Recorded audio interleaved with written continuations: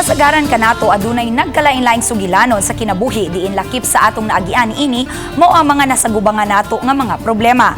Apan taliwa niini di gihapon may kalimtan ang paghuna-huna og mga maayong butang ug pagsabwag og mga good vibes. Sama na lang sa gipakita niining content creators nga gitawag og Proud Pobre nga gilangkuban nila ni Rose Flores, Inday Proud Pobre ug Joel Cookie kinsa nga taga Zamboanga del Sur ug nganong gitawag silang Proud Pobre kay sugod atong nag-post jud ko sa social media sir nga syempre kanang nagtrabaho man ko sa casino nya nag-online selling sab ko o mga sexy akong pangsuoton sir nya naamay niingon dito nga mura kuno kog dato sa akong mga post nya pobre day kayo.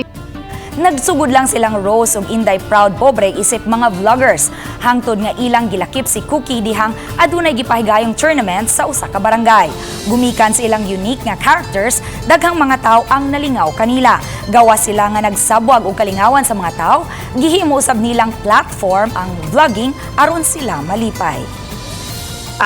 Tungod sa pandemya nga atong nagian, naapod tay mga problema sa atong usa-usa ka pamilya mo nang kinahanglan jud puta mo katawa.